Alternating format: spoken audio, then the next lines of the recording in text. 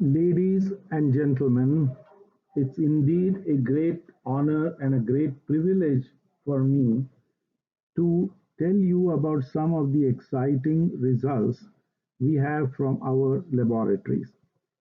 The title is, of course, chemosynthetic liver. As the name implies, we have used chemistry to define what is a synthetic liver and what can hopefully lead to what would be called as liver on a chip. I am a chemist, and it has been my pleasure to contribute to this science in this fashion. The name of my company is Think. The acronym derives from technology, health, innovation, novelty, and quality.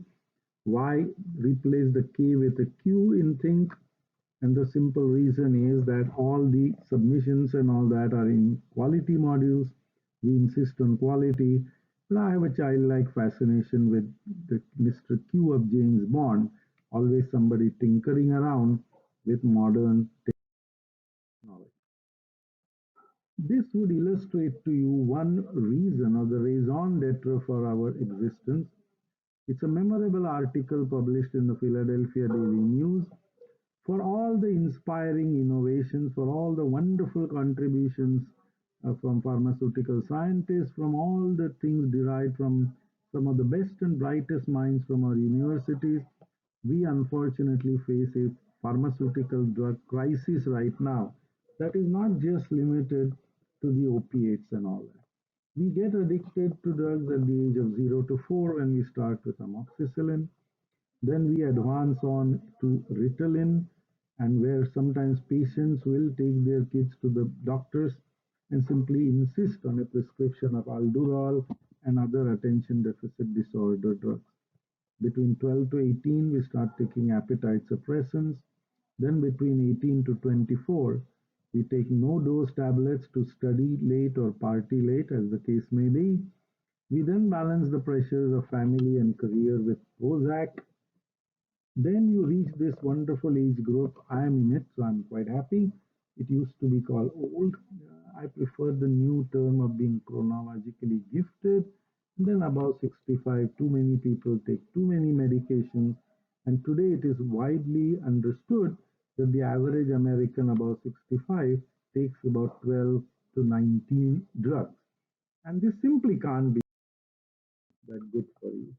So, what was our vision? It was always to accelerate drug discovery and improve patient treatment by developing our green biomimetic chemical catalyst. We were largely successful in doing that, and allow me to elucidate some of the details for you. Now, when some several years ago, Eli Wallach made a very famous movie, The Good, the Bad, the Ugly. Very nice movie. I felt that our research development efforts, we should reverse the order, highlight the ugly, then talk a little bit about what's bad, but how did we solve all those problems by doing something that was very, very good.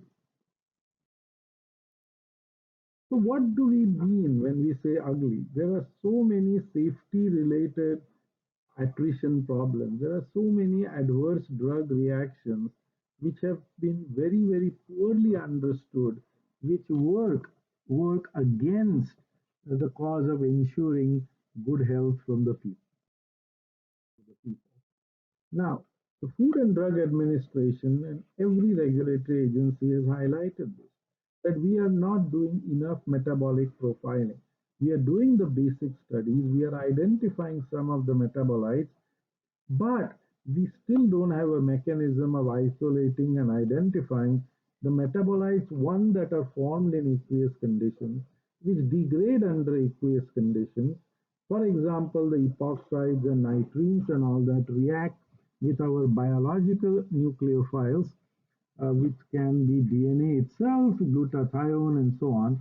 Now, these hidden metabolites are frequently not detected until far later in the uh, discovery and development processes. So there are enormous number of current challenges, that there are large number of adverse reactions which are indeed linked with drug metabolites. but there are few mechanisms to predict, confirm, and quantify the accurate formation of these metabolites. More important, what is the clinical impact? I have seen my colleagues in medicinal chemistry work towards injecting molecules into animals and then by very laborious processes from blood, urine, feces, isolate the metabolites. That some people that's not the most exciting job. Now some of this has been replaced by some biological testing, as you can see, but it is still not a comprehensive, complete process. And the central challenge still remains that you will get some unstable, highly reactive metabolites which you are not going to be able to isolate and study even by the most prolific and remarkable mass spectra and all that. Take a look at furans. Now, they have a tremendous propensity to generate this particular epoxide shown over here. This epoxide is extremely dangerous. It has always been affiliated with both liver toxicity and fetal toxicity. And I have shown here a couple of drugs, particularly aflatoxin. All of these have a tremendous propensity for giving the adverse side reactions which many people are going to be sensitive to. We all have studied the quinone and the quinonoid equilibrium structures, or also sometimes in molecules like acetaminophen, you have high liver toxicity because of the generation of the quinone. E means that you are frequently in solution. Now, our very clever, very scholarly friends in molecular biology have always tried to define some alternate systems, some alternate ways by which you can solve these particular problems. You have seen the wonders they have done with liver slice preparations and microsomes, with S9 fractions, plasma membranes, and so on, plus all the cell lines that have been developed. The central part still remains. These are not scalable things. Typical reactions with hepatocytes proceed over 1 week. They give you anywhere from 50 to 70% yield. What of the rest? As a chemist, I have always been concerned about what different we can do, what better we can do. So there are specific chemistry solutions which we want to engender and provide. So in an ideal situation, we want to do this very fast to optimize the time efficiency. These have to be scalable. We should be able to deliver metabolites not just in milligram quantities, but hey, frequently in gram quantities or even kilogram quantities, because some of the metabolites are actually precursors to real life pharmaceutical products. Take a terfenadine, when the metabolite is made and on a ton scale, that becomes an active drug itself. And not to mention, with this animal sacrifice, there's a lot of activism going on around your best methods of preventing this kind of animal sacrifice. Now, what do we do as chemists? Well, we have all read about these remarkable enzymes. These are all the oxygen transfer enzymes. They all work very uniquely, but all of them can be put into the collective banner of enzymes that work through oxygen transfer. These are all single oxygen mediated, single electron transfer reactions which are all engendered in the heme proteins, and of which there are many of them. There are the hemoglobin, the myoglobin, cytochromes P450. They all have a common unifying mechanism under which they operate. Please take a look at these structures. Now, the porphyrins are very interesting species in itself. It's taken me just a few seconds to draw the porphyrins, and the colors represent usually in the color they find themselves. So these are all tetraisa or pentaisa macrocycles, wherein there are 18 or 22 electrons embedded in the usual Huckel electronic system. Now, it took Professor Emil Fischer and Hans Fischer about 18 years to pin down all the synthesis of the heme pigments and proteins. Now, today Synthesis is not so complex anymore, largely because we stand on the shoulders of all these giants. But how does it work? When you generate that oxoferryl cation, you can react it with an alkene, which you can call your electron rich species, and then you will clearly see that by the mechanism shown, you can get a mixture of three products. Either the reaction can be diverted to the epoxide, it can go to the rearranged product, which is shown here, or you can get a beta hydroxy and alkyl heme. All these products are very feasible. It is our job to control the direction of reaction and also the ultimate reactivity. So, what was the goal we set ourselves? Well, as I said, we are chemists. We absolutely need to provide to the industry relatively inexpensive, reproducible, and efficient ways to investigate the toxicity at the cellular and molecular level. We must allow for rigorous control and manipulation of the conditions. Hopefully, this will lead to significant reduction in the number of animals. And then finally, we have to elucidate well-defined systems for defining the structure-activity relation. Some of you must have read about the porphyrins in the wonderful work by Professors Adler and Longo. Professor Adler was part of a team that went and identified the tetraphenyl porphyrin in the blood that was on the shroud of Turin. Not easy to say whether it was the blood of the Christ, but at least there was human blood. And for that, that was a definite step forward in the direction of investigation. Why have we not used these catalysts industrially? Take a look at my picture here. These things are tumbling around in solution, they are spinning around in solution, but the biggest problem is when they react with a single oxygen, they immediately form a sandwich-like compound which is called as a mu oxodimer, from which point on it is completely intractable. That completely inhibits catalysis.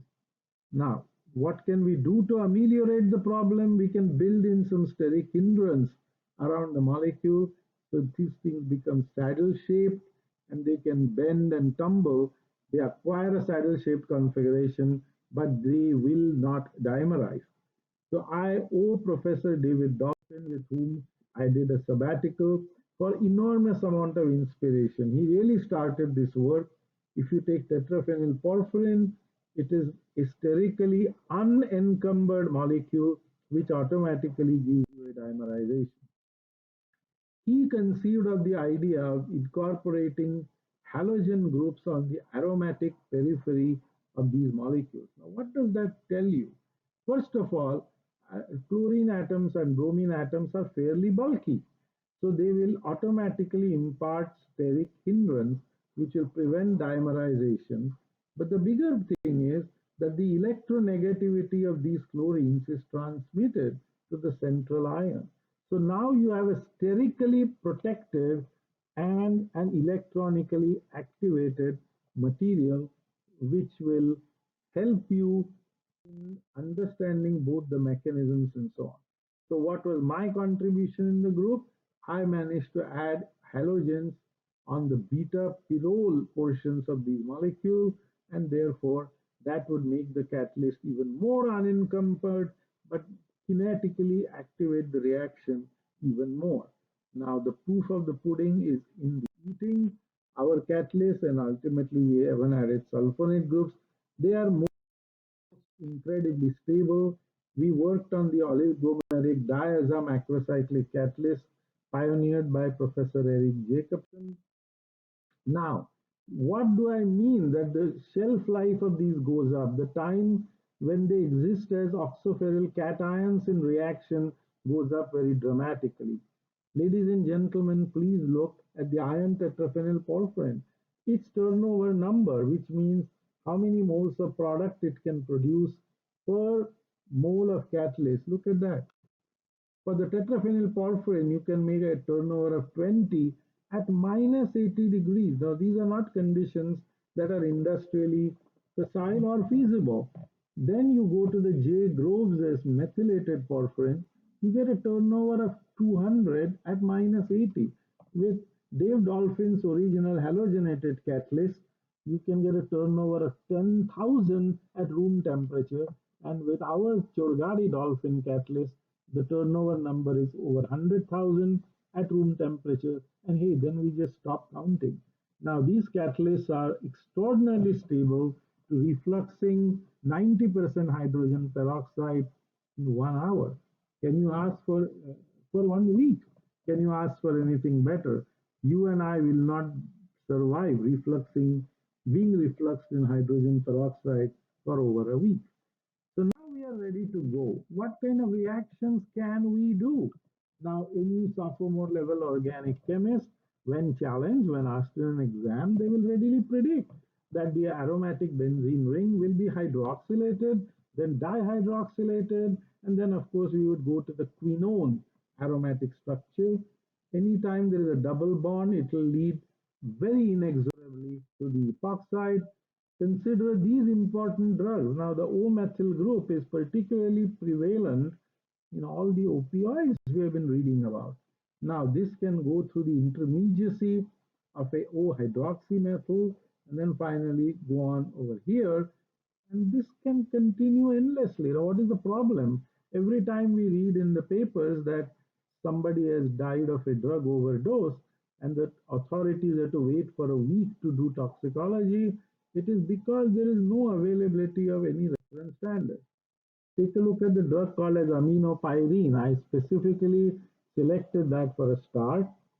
Now with aminopyrine, this is a drug that has been invented years ago, and then you could do some fundamental organic chemistry in predicting what you might get. And again, our famous person skilled in the art, even as a sophomore, could predict the phenol formation, N-demethylation, hydroxylation here, N-demethylation, or even N-didemethylation, and so on. Similarly, sulfur groups can get oxidized and everything in a very, very predictable fashion. When we did the actual experiment, we isolated all the known metabolites of this particular material. Very, very good. So, Dr. Chorgade, what's new? Well, what's new is, allow me to tell you that I have got four new metabolites which had previously hitherto never ever been seen before. Aha, now you say new.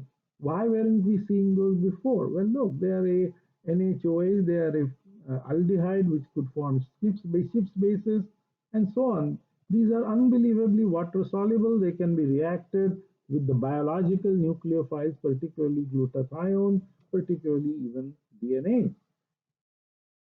What is that a consequence of? Now, we were so delighted we got these new metabolites, we sent them to the original innovator company who confirmed from us that the side reactions and the adverse reactions that you see from this particular drug are indeed due to these metabolites, and that was a very well established fact.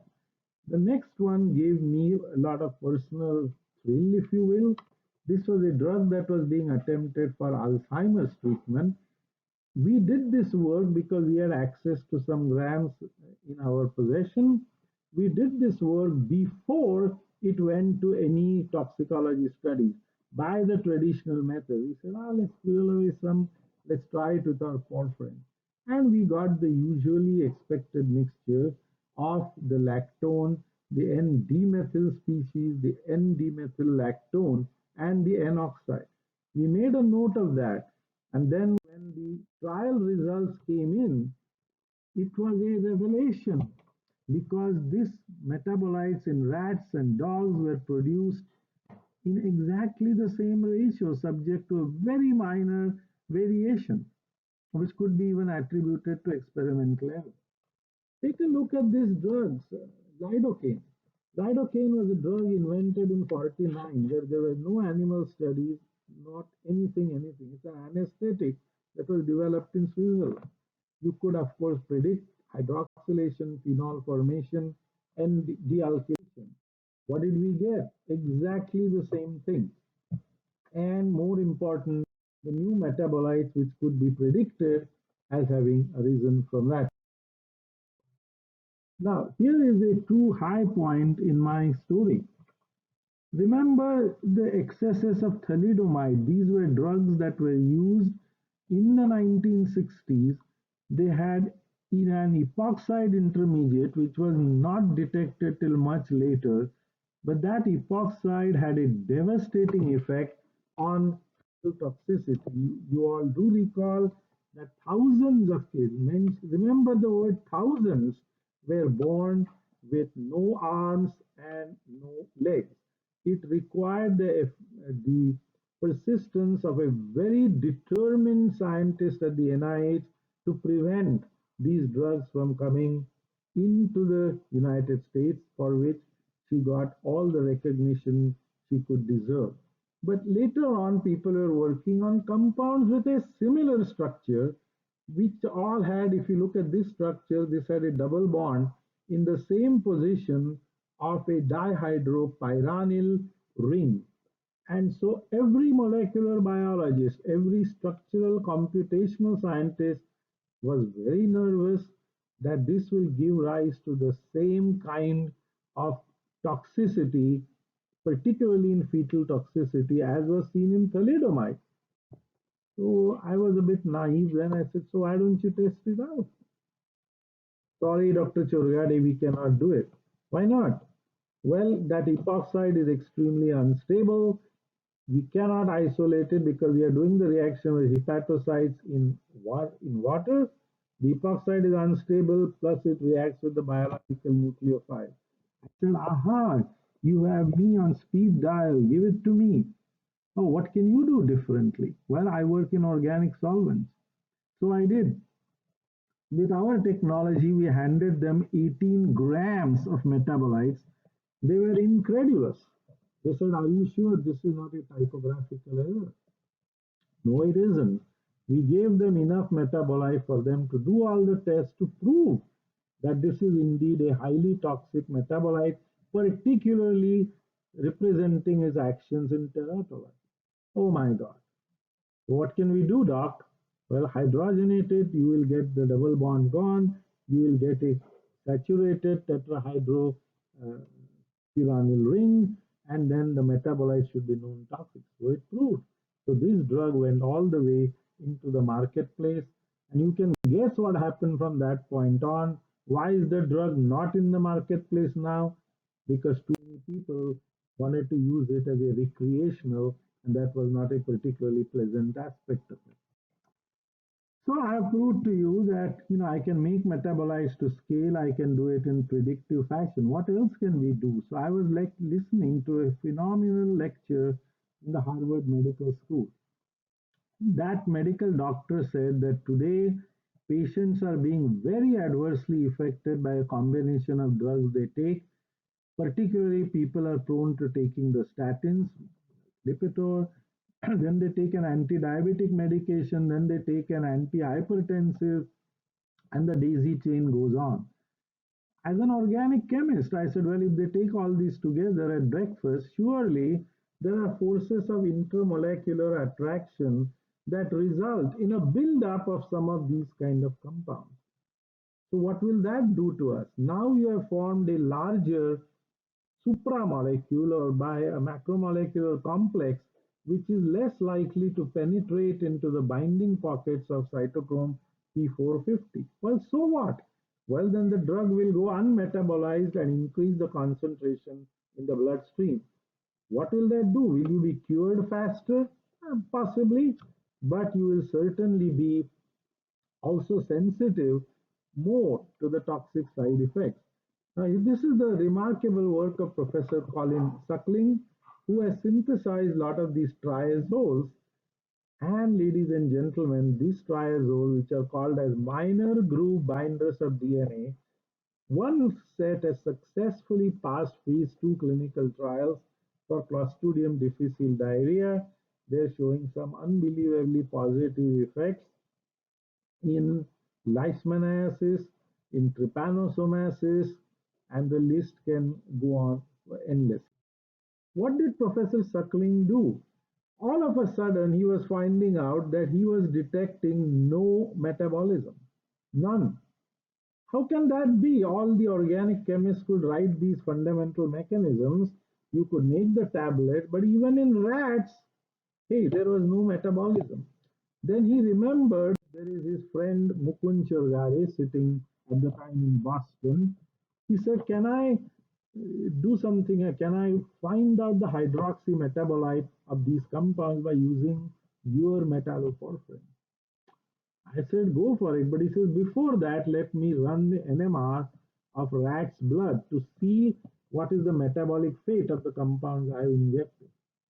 And lo and behold, he found absolutely no metabolism. But he confirmed my theory because now take a look at this one. What happens in rat's blood? Two of these molecules combine, and this video is very prophetic, very remarkable.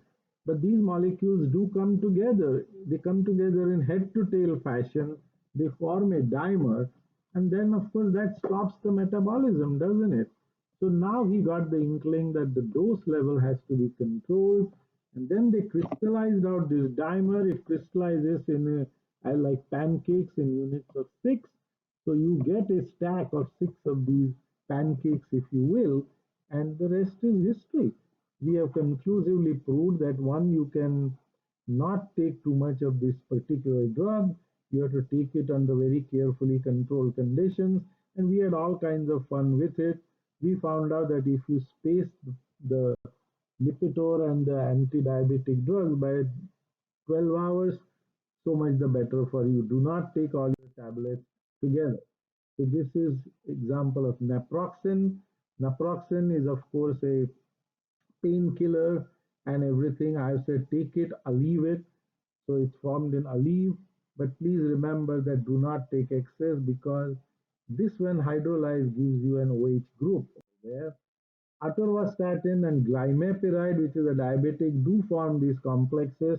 They are tightly bound together, and therefore the metabolism, when taken jointly, is indeed affected. Such is not the case with saxagliptin, which has an enormously sterically hindered molecule over here of the adamantyl ring, so that metabolizes completely separately from each other. So this is good. Now the problems come with anacetrapib, which has an enormous number of trifluoromethyl groups, and that accumulates